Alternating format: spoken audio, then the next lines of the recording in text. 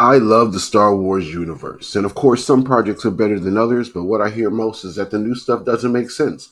And while that may have been true at one time, there's been a lot done to fix certain plot points and to explain it better. Here's my chronological Star Wars universe watch order.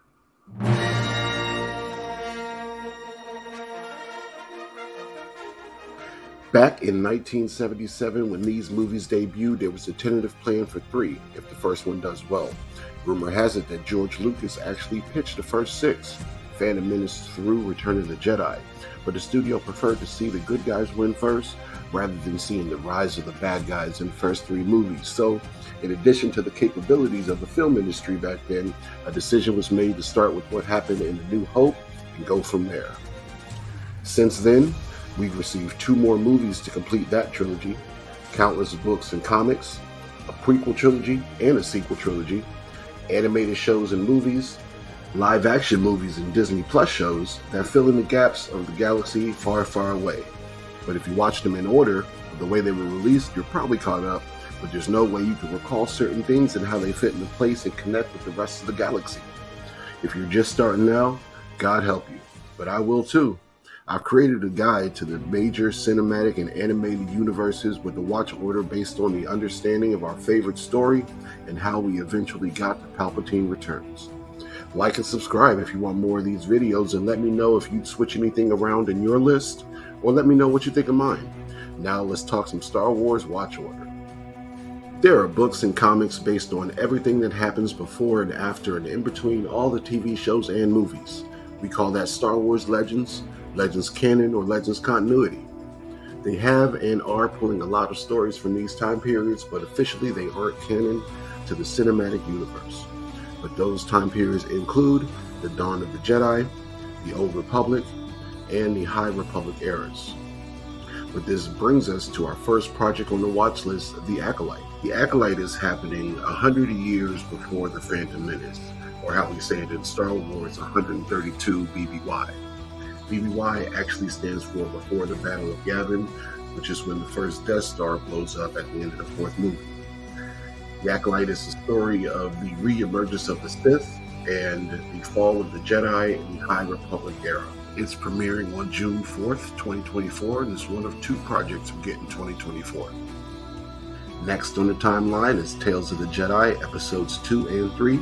These episodes provide character development for Count Dooku, back when he was a younger Jedi with Mace Windu and training Qui-Gon Jinn. It gives reasoning and backstory for his eventual turn to the dark side, and retroactively answers a few questions raised by the prequels. Now we're at episode 1, The Phantom Menace, which is where the 70 years of the Skywalker saga officially starts in 32 BBY. We meet a very young Anakin Skywalker before his Jedi training, and we meet the Emperor before anyone was supposed to know he was the Emperor, pulling strings in the background all along.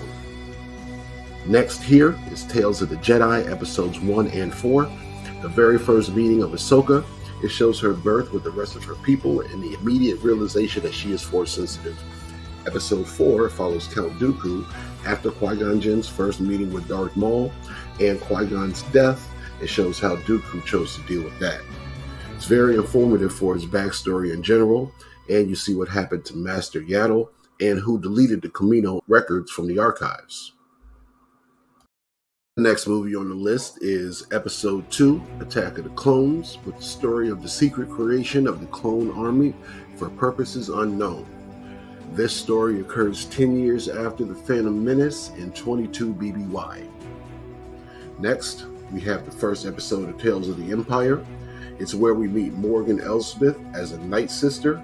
It's before the Clone Wars, and it provides extra background for her Mandalorian arc and her Ahsoka arc. Now, here's where it gets a little bit tricky. First of all, the Clone Wars animated series and the animated movie were aired out of chronological order to us, so it's already difficult to grasp the timeline of the Clone War events. Let me know in the comments if you'd like a separate video to break that down, but for the purpose of this video, I'd watch the Clone Wars movie first, then I'd embark on the mission of the animated series next. I will go ahead and watch everything through Season 7, Episode 8. The first season or 2 is a little slower, and the animation itself gets better and better throughout the series as if the budget just kept getting better and better throughout the series. But by season 3, I'd suggest not skipping all the Mandalore and Darth Maul stuff and continue with the story from there. In my opinion, this series' main protagonist is Ahsoka. Her entire character arc really exists here. The next important character developments that we see are Anakin's, then Obi-Wan's, and then Padme's, in the dynamic of those three as they head into the third movie. Speaking of Revenge of the Sith, here is where I would watch that.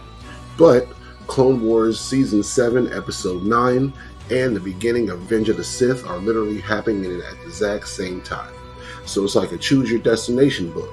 Follow Ahsoka to help the Mandalorians against Darth Maul, or follow Anakin and Obi-Wan to save Palpatine from Dooku or Coruscant. All roads will lead to Order 66 and the destruction of the Jedi and the beginning of the Galactic Empire. After this, I'd watch Episode 1 of The Bad Batch. It also coincides with the moment of Order 66. Another show that coincides with that moment is Tales from the Empire, Episode 4. Barriss Offee is looking out the window at the moment of the destruction of the Jedi Temple. Also right here, another moment that crosses over with Order 66 are the flashbacks in the Obi Wan Kenobi series. Now, of course you can watch all these projects separately, not stop in the middle of movies, and enjoy the series as a whole and then move on to the next thing.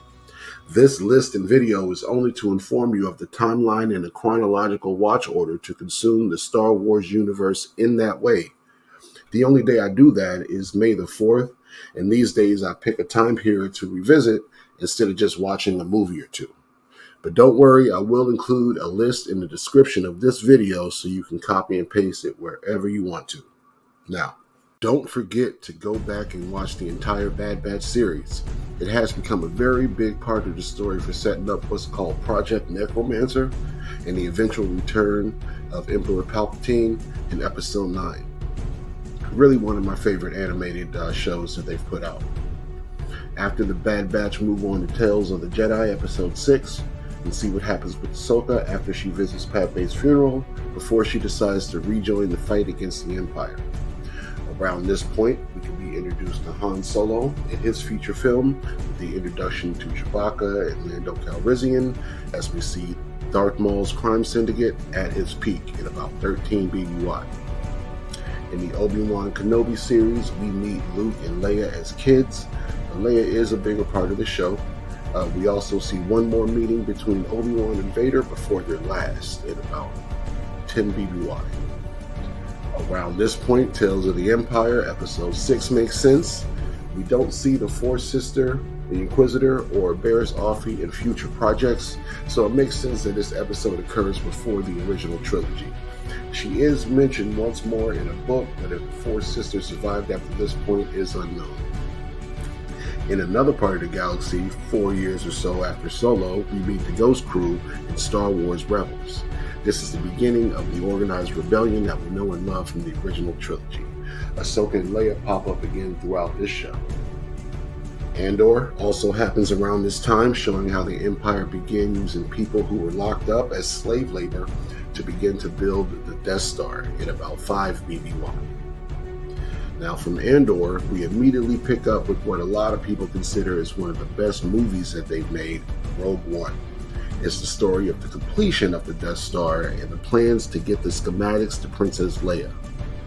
Now, as soon as the credits roll on that, I need you to immediately watch Episode 4, A New Hope. The ending scene of Rouge One makes the original movie so much better.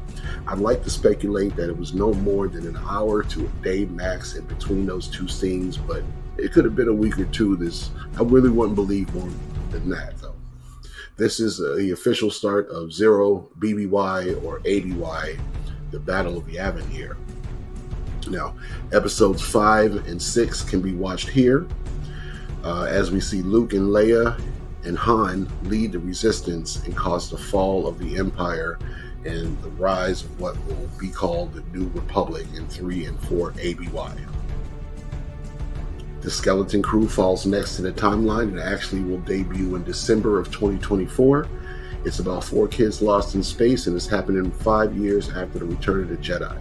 It's been described as Stranger Things in space. If you've heard more than that, leave it down in the comment section for me. Mandalorian Season 1 picks up with the story of Palpatine's cloning attempts as the Empire is kidnapping Force-sensitive children. It's where we're introduced to Grogu, aka Baby Yoda, and it's happening about 10 ABY. Also, Season 2 of Mando further shows us the cloning programs, and we meet Boba Fett again and help Grogu find more Jedi to train with. This is where I watched Tales of the Empire, Episode 3, prior to Season 2, Episode 5 of The Mandalorian called The Jedi, with that event correlating with Ahsoka's arrival on Corvus to deal with Morgan Elsbeth's actions. Next is Book of Boba Fett, which is like Mandalorian Season 2.5, so watch it between Season 2 and 3. It explores Boba after the Sarlacc pit and introduces more following Grogu and his training with Jedi Masters. Then you're ready for Mando Season 3. After that, we can watch Ahsoka, who we met in the Clone Wars and in Rebels and animation, is now in live action 30 years later. She is out to find Ezra Bridger by hopefully finding Grand Admiral Thrawn first. It has been described as Rebels Season 5 because of all the characters that end up popping up in live action. Now, for the next 2 decades in the universe, there's only Legends canon to speak about because the next time we see anyone on screen is 20 plus years later. They've already changed things from the books to the movies, so it'd be hard to adapt some of the stories at this time anyway.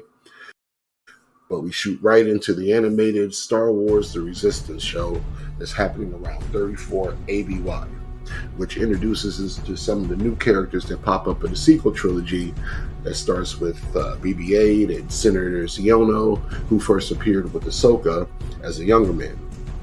One of the projects I'm least familiar with, if I'm being honest. Episode 7 is The Force Awakens. We are introduced to Han and Leia's son, Ben Solo, Rey, Finn, and brand new cast of characters created by J.J. Abrams because he didn't want to reference anything about the prequels, which I thought was pretty dumb. That's happening in about 34 BBY also. Episode 8, The Last Jedi, we see an aged Luke Skywalker for the first time since the Mandalorian era, training Rey in the way of the Jedi. Episode 9, The Rise of Skywalker, we find out the final plan of Palpatine's cloning activities, and I admit, it was rather disjointed when it first released, but the Bad Batch, The Mandalorian, and Ahsoka have addressed some of the things that didn't quite make sense, so case closed. Years later, it turns out that that was the plan all along, and it's becoming a better and better movie with each new project. Now, if they would just show us Exegol and a crew building all those ships, we'd be happy. There is a Rey movie that's yet to be fully fleshed out, but it has been announced and will occur 10 years after The Rise of Skywalker in about 45 ABY. But that's my complete Star Wars universe watch order. I know I omitted all the Ewok stuff and the holiday special, but give me a break. If you're still even listening to this part, tell me how disappointed you are that I left that out, and I'll make a special video just for you. If you have never seen any Star Wars at all, I do suggest for first-time viewers they should watch the movies at least in theatrical release order, so you can see all the twists and turns and all the surprises that we saw in the theaters when they came out. Otherwise, I think chronological order gives you the proper understanding of the universe with plenty of plot twists within each project to keep you going. But thank you for taking the time to watch this. I really enjoyed making it, and if you'd like to see more videos like this, let me know in the comments and maybe what other Star Wars related videos you'd like to see in the future. Until then, just check out one of these.